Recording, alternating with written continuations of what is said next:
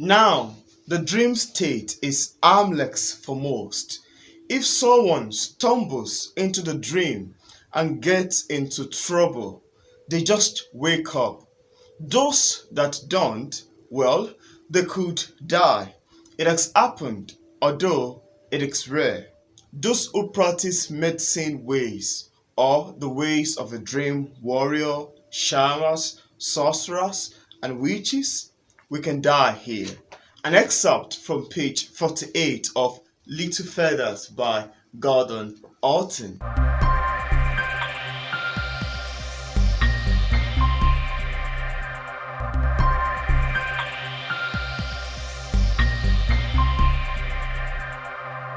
Hi guys, welcome back to my YouTube channel and to the review of Little Feather by Gordon Horton. This is another sort of ghost fiction novel that I find quite absorbing. You know, after discovering Gordon Horton's first book, that's Jason King, Forever Hold Your Peace, I am so excited, I'm so happy to pick up the second book series, Little Feathers. You know, this is the first book series which I reviewed some times ago, and I'm so excited to pick up the second book series.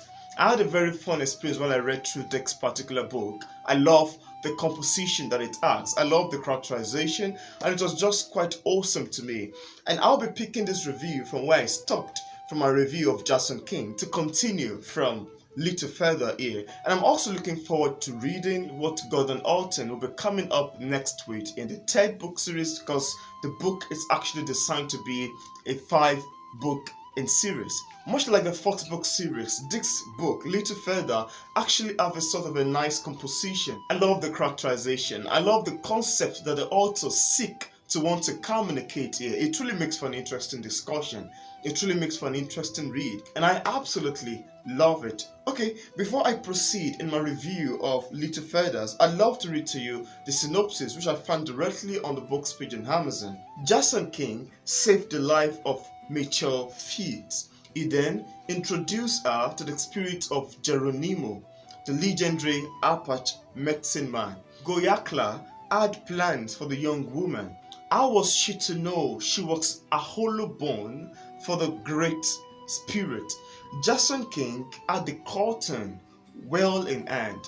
Mitchell would be the one to help the president guide the world on a new path, and that sounds quite absorbing to me, because following on from the death of Jason King in the first book series here, I found it quite enthralling to have discovered what Mitchell, which actually seemed to me here as the succeeding protagonist in the second book series, because in the first book series, Jason King, that's Jason himself, is the protagonist of the book, and most of the writing in the book, the storytelling techniques, is told based on Jason King narrator's point of view. Like the author's writing, it's like Jason King is the one who is telling the story throughout the first book series. So I sort of love the transition that happened here, because here also the book is written in the first person point of view, and the protagonist seems to change to Michelle Fields, who was referred to as Shelley in the book as the transition move on. So following on from the death of Jason here and what actually happened to the granddaughter in the first book series, now coming into the transition of how the story is being told, how the story continues in the second book series. Now Shelley is the second protagonist here, and I sort of love the transition whereby she so much laments the death of Jason King, because she has seen Jason as someone who has helped her in her life. She sees Jason as someone who changed her life, like who saved her life from death. There's something that actually happened to Shelley towards the beginning chapters of this book, Little Feather, after Jason's death. So she began to live together with Anita, which is actually Jason's daughter. But something horrendous happened during a time whereby there's a kind of a disaster or something bad going on in the city. Our father had combined things together. They had combined food together in order to fuel themselves and sustain themselves during the period of the downturn in the society. And on a bad day, on a fateful day, someone invaded their house. People that invaded their house is being recognized as drifters. So once they get to the house, they killed Shelley's father, and they killed her mother. But before they killed her mother, one of them raped her and later killed her. So Michelle was actually watching from afar and she put on a rifle and retaliate the dead and killed the other men who killed her both parents. But there's a sort of an amazing transition that I seem to admire in the book, just like the spiritual composition in Jason King. I love to say that Little Feathers also have some sort of amazing characterization, detailing the use of spirituality, detailing the concept of shamanism, detailing the sort of life that exists between, or the sort of time difference that exists between the realm of the living and the dead. I seem to love this book, just like I seem to love or fall in love with Gordon Horton's book so far, because I see that he is a lover of spirituality. I see that most of his book has some sort of deep, extensive meaning into spirituality, into shamanism, into afterlife, into incarnation, into mysticism, and it is absolutely spiritual. Just like I term in my subtitle, I said it is emotionally interesting and a spiritual read. So following on from the death of Shelley's parent, she actually joined some other people, and there are times that the spirit of the departed. Now talk about Karen, who is a prominent character in the Fox book series and also the wife of Jason King. They will frequently visit Mitchell and they will have conversation together, and these are actually people that have long time died. Take for instance someone like Karen actually died in the first book series, and her characterization still comes up in the second book series, and that's the sort of thing that I actually find quite contemplative in Gordon Horton's book. The sort of transition or the sort of way whereby in his characterization is able to relate the occurrence of the dead people and the living. Like the living is able to communicate with the dead, and they were able to do their day-to-day activities in a kind of a swift manner without any sort of disparities. And now I also need to mention a particular character that I love in this book. Also, well, it actually have to do with Shelley.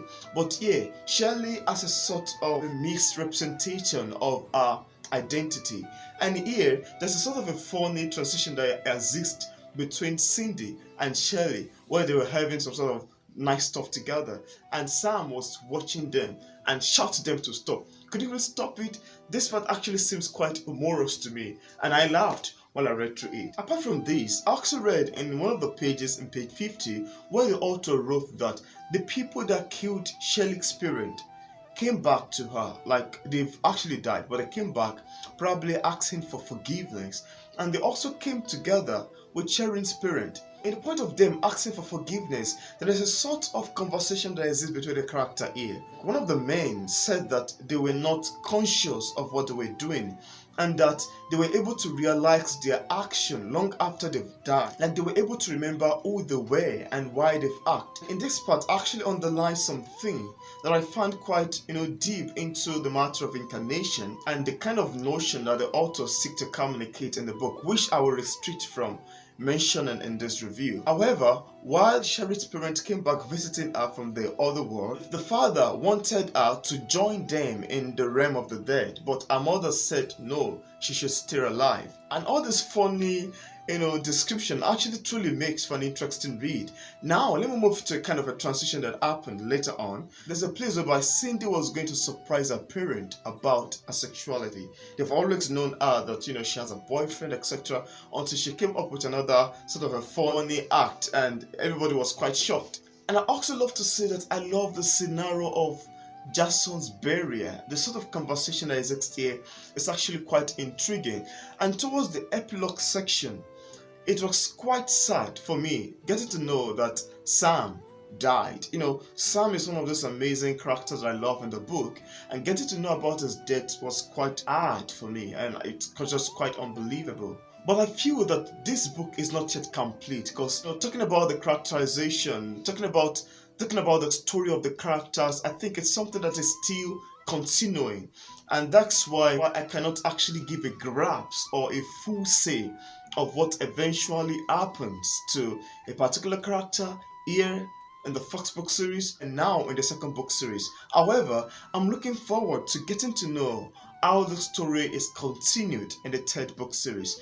And one of the things that I love about the book is its spiritual composition, Apache Native American, medicine sort, and the spiritual composition is just quite enthralling to me, and I just love it. So I would restrict from revealing more about how the story goes on, just as I look forward to reading the third book series and this fantastic ghost fiction novel. So if you're a lover of ghost fiction, I'm pretty much sure that you're gonna find absolute joy reading through this book. It's actually a short read of 151 pages, and if you're a lover of fantasy, if you're a lover of ghost fiction, I'm quite sure this would interest you. So this is where I'm gonna stop my short video book recommendation of The Little Feather by Gordon Horton, which is actually a follow-up to the first book series Jason King, and I'm looking forward to getting to know what Gordon Horton is coming up next week in this book series. So if you'd like to get a copy of this book, I left a link in the description part of this video book review